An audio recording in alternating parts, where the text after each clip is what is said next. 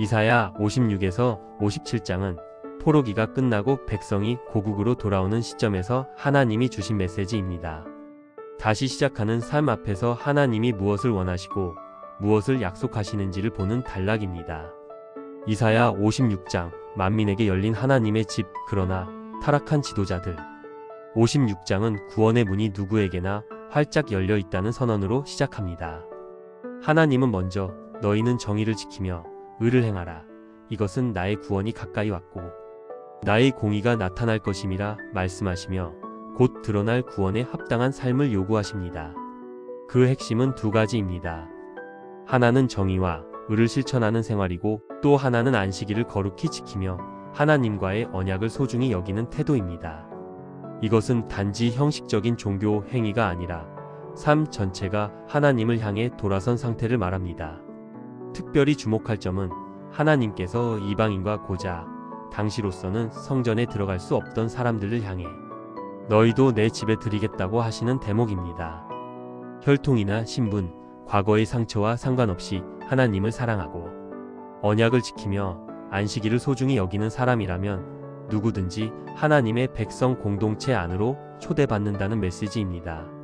하나님은 그들을 내 집에서, 내 성벽 안에서 아들과 딸보다 나은 기념물과 이름을 주겠다고 약속하시며 영원히 끊어지지 않는 이름을 주시겠다고 말씀하십니다. 이 말씀은 훗날 예수 그리스도 안에서 유대인과 이방인의 구분이 허물어지고 누구든지 그리스도를 믿는 자는 하나님의 자녀가 되는 복음을 미리 보여주는 것입니다. 또한 하나님은 내 집은 만민이 기도하는 집이라 라고 선포하십니다. 이는 예루살렘 성전이 이스라엘만의 전유물이 아니라 온 세계 모든 민족이 와서 기도하고 예배할 수 있는 장소가 되어야 한다는 뜻입니다. 그러나 현실의 이스라엘 지도자들은 전혀 그렇지 못했습니다. 하나님은 이스라엘의 파수꾼, 곧 영적 지도자들을 향해 날카롭게 책망하십니다. 그들은 마땅히 백성을 위해 기도하고 죄를 경고하며 영적으로 깨어 있어야 할 파수꾼인데 오히려 눈먼 개처럼 보지도 짖지도 못하며 자기 이익만 추구하는 탐욕스러운 목자들로 묘사됩니다. 먹고 마시며 내일도 오늘 같고 더 나으리라 자만하면서 백성의 영적 타락과 우상을 방치하는 자들입니다. 결국 구원은 모든 사람에게 열려 있지만 그 안에 있는 백성과 지도자는 마땅히 정의와 의를 따라 살아야 한다는 것을 강조합니다. 이사야 57장, 의인의 죽음과 완악한 우상 숭배, 그러나 회개한 자를 고치시는 하나님. 57장은 먼저 의인들이 세상을 떠나는 장면을 언급합니다. 사람들은 왜 의인이 고난을 당하고 일찍 죽는지 이해하지 못하지만 하나님은 그들을 악에서 건져 평안 가운데 안식하게 하신다고 말씀하십니다. 이 말은 하나님께 충성되이 살다가 고난 가운데 생을 마감한 의인들을 향한 하나님의 위로이기도 합니다.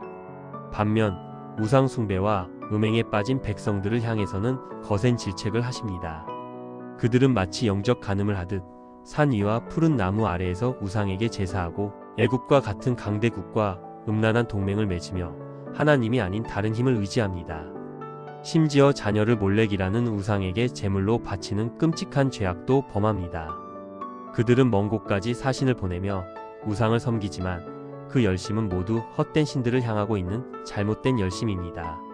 그들의 삶이 겉보기에는 강해 보이고 풍요로워 보이지만 실제로는 하나님을 떠난 허무와 피곤한 뿐입니다. 그러나 하나님은 이런 완악한 백성 가운데서도 회복의 길을 말씀하십니다. 하나님은 높고 거룩한 곳에 거하시지만 또한 통회하며 마음이 겸손한 자와 함께 거하신다고 선언하십니다. 자신의 죄를 회개하고 마음 깊이 하나님께 돌아오는 사람과 함께 하시겠다는 약속입니다. 우상 숭배로 뒤틀린 백성을 향해 진노하시지만 결국 그들의 길을 보시고 그를 고치며 인도하며 평안을 주겠다고 하십니다.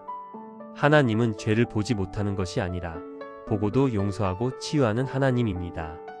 57장은 이처럼 왜 의인이 고난 가운데 죽는가 혹은 왜 악인은 번성하는가 라는 의문에 대하여 하나님이 진정으로 누구와 함께 하시는지 분명히 밝혀줍니다.